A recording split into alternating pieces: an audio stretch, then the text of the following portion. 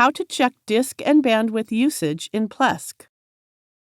Log into your Plesk account. In the left sidebar of your Plesk account, click the Statistics option. We can see disk space and disk usage by different services here. On the right side of this interface, you can see the data of traffic per month.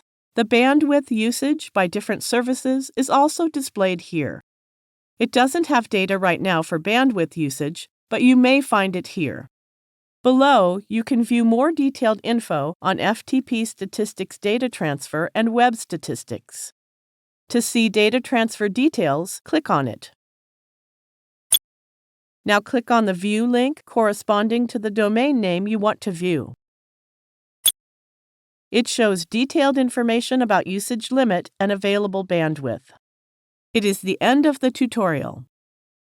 Thank you for watching.